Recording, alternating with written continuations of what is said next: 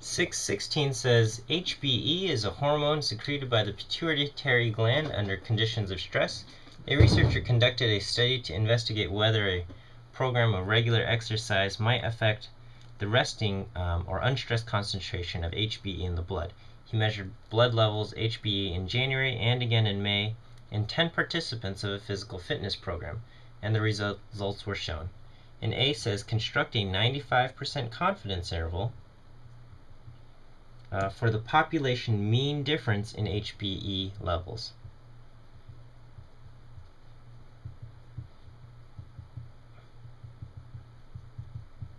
Okay, and then it gives us a table. It gives us the participant, January, their measurement in January, their measurement in May, and the measurement and the difference, which is basically January minus May. Okay, the only numbers we really care about is the numbers in the difference. Okay, we're not going to make a confidence interval for January and confidence interval for May. We're just making a confidence interval for the difference, the mean difference, the average difference. Okay, so you can see participant 1 lowered the level by 20%. Okay, but then participant 8, his or her level actually went up by 5. So he or she has a negative difference. Okay, but overall, the mean of our 10 people, okay, the mean of our 10 people is 13.0 pg per milliliter, I guess picograms, and the standard deviation of our 10 participants is 12.4, okay, and here we have 10 participants. So in this case, we're going to create a 95% confidence interval. Okay, so we have to use the t-distribution, and once again 95% in the middle means we've got 0.025 in each tail,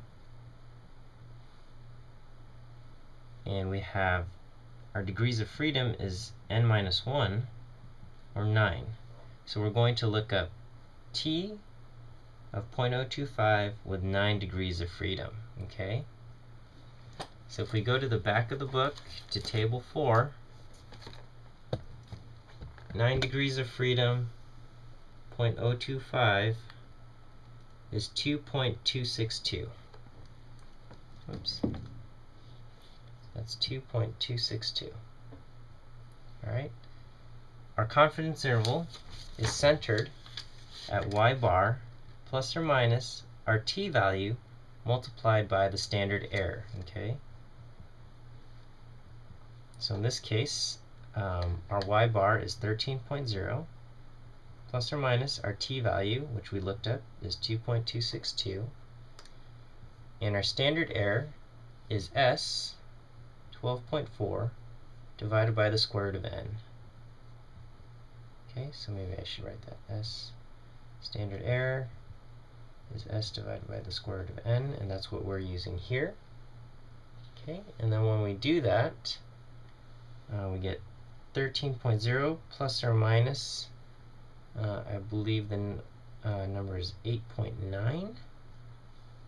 Okay, 8.9, and so that leads us to an interval. So if we do 13.0 minus 8.9, we get 4.1, and if we do 13.0 plus 8.9, we get 21.9. Okay, and so part B asks us to interpret the confidence interval.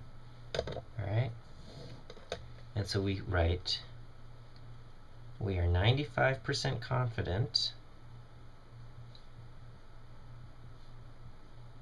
that the mean, okay, or the average drop, okay, so we're talking about the mean difference, okay, that the mean difference in HBE levels of the population, okay, so the population in this case would be anybody who participates in this physical fitness program, okay, the population, and I'll just say of any participant in physical fitness program